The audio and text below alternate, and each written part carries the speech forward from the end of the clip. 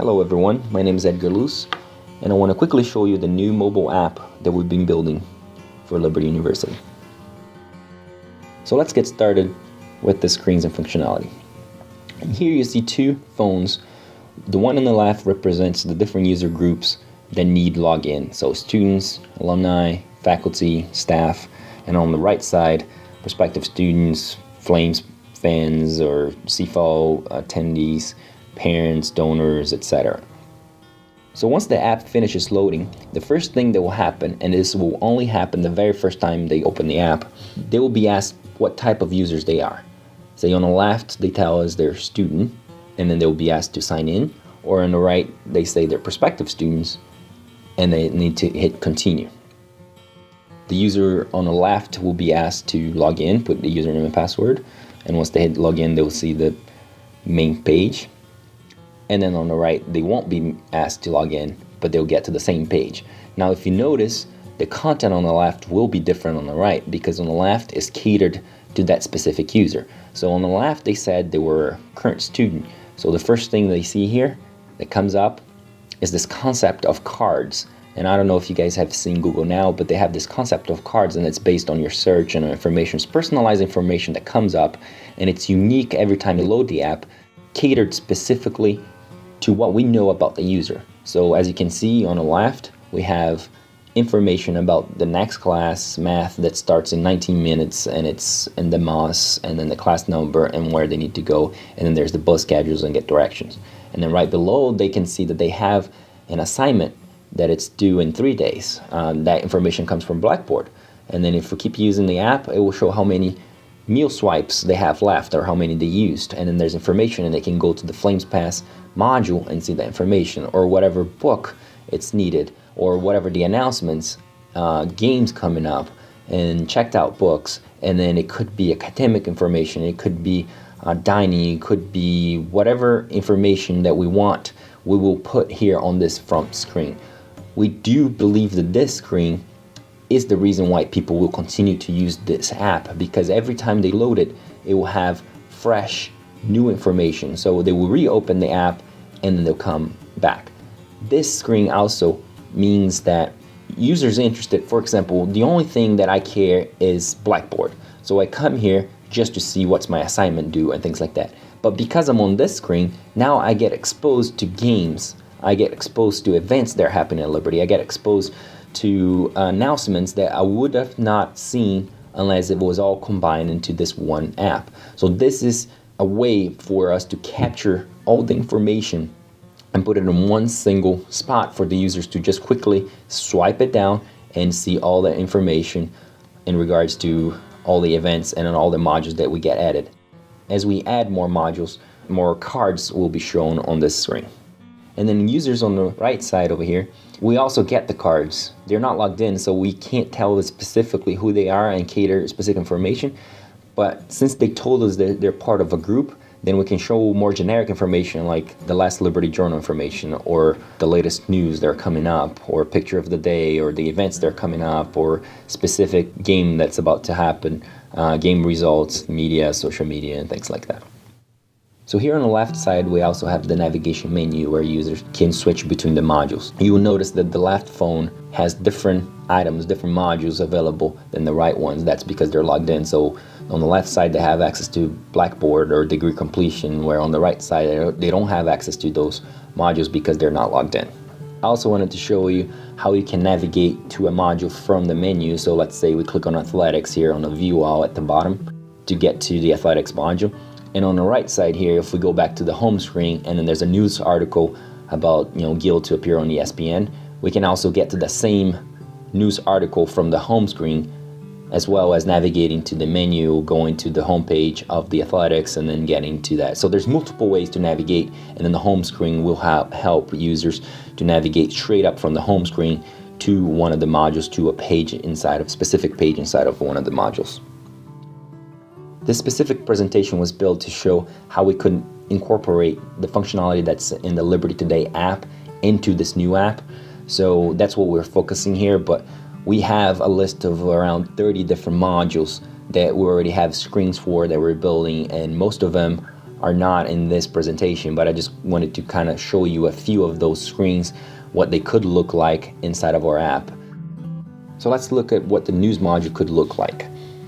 Here you see at the top different categories that you can just swipe left or right, and then it will switch between alumni news or faculty specific news, or the default one could be the general news. And then there would be the articles listed by what's most recent and it's being posted with the picture, the news, and then the category that they're part of.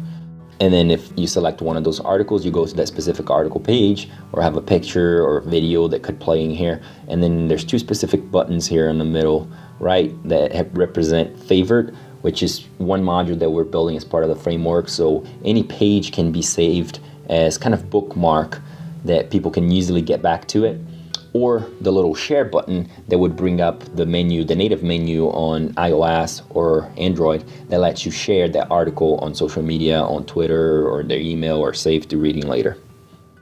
In a very similar fashion here, the Liberty Journal would look like the news a little bit, but before we show the articles that are inside of each news, we thought about grouping them into by the year and by the actual release. So say the fall stars of 13 or the summer, and then have specific news, which would be this page, showing the articles that were released in that version of the journal.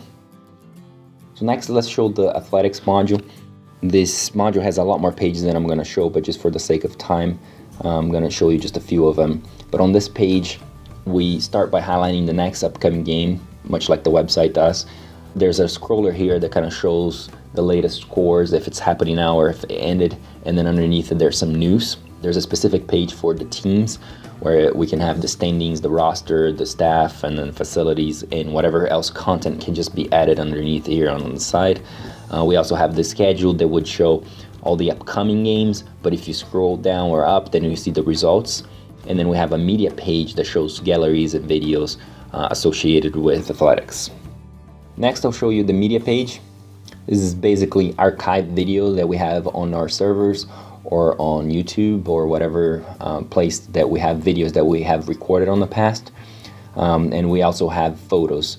This front page here would be all medium, which means they would have photos mixed in with videos.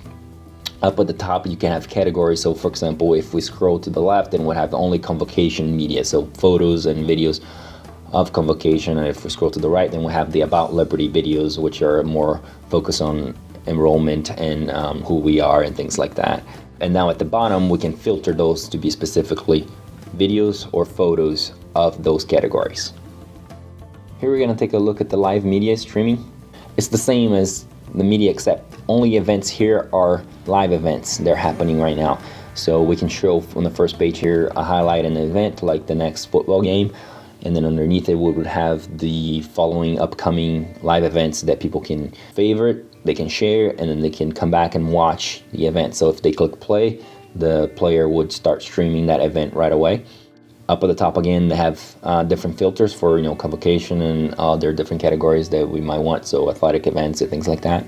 And then on the next tab for streaming media, we would have things that we stream all the time, which is the Liberty channel, and then both the 90.9, the Light radio station, and the Victory FM radio station. So users can come here at any point in time and just hit play and then listen to the radio or watch the TV channel.